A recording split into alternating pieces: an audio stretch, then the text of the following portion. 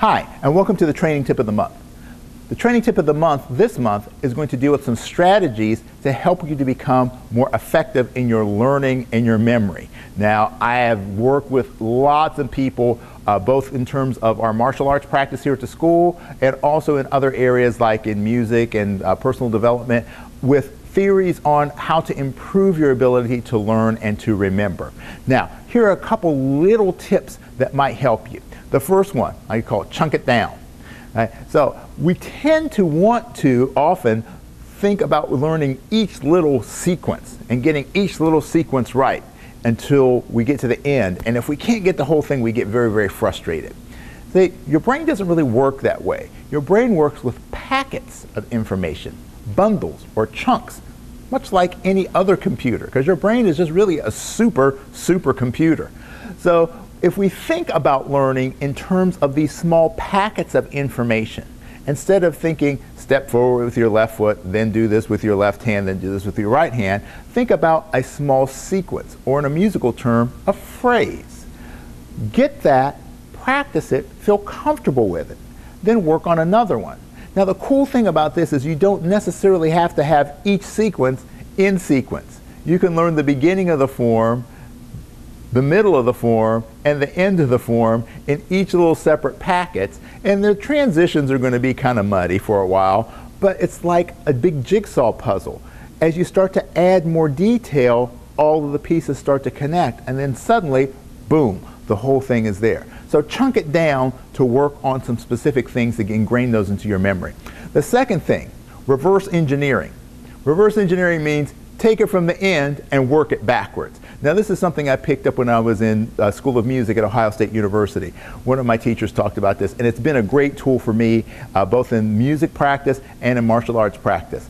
Okay? If you have a problem, don't work towards the problem. Start at that end point where you have the difficulty, practice that, and then add the next movement before, right? Not after. So you're working backwards. And each time you're doing this, what you're doing is you're reinforcing that last portion that was giving you the trouble. So instead of moving towards that thing and going, oh, there's that part I really don't understand, or that part I really can't do, you're saying to yourself, oh, I know this now. I know this now. Now you're going towards familiar territory as opposed to unfamiliar territory. Okay? So reverse engineer it. Now, the last one really has to do with memory. This is a wonderful tool for memorizing. Whatever it is you're trying to work on it within the last 30 minutes of your day. The last 30 minutes before your head hits that pillow and you go to sleep. See, the brain does some really interesting things at night. When you go to sleep, your subconscious mind is playing back all of the information that the conscious mind has taken in during the day. And generally, the thoughts and the ideas and the sensory things have come in, and they're replayed during the course of your night 1-2 times during the course of the night. Now, that doesn't sound like much. The interesting thing that research has found is that the things that you think about within those last 30 minutes of your period of being awake are replayed up to like 15 times during the night. Now, this is really, really important, because if you're practicing, you practice your form and you practice it 5 times, 10 times, 15 times before you go to bed, let's say an hour before you go to bed, your brain will replay that another 1 or 2 times. So you got, if you did it 15, you've got 17 times. Now, if you do it right before bed and you do it 15 times, you're going to play it back another 15 times during the night. So you've doubled your work.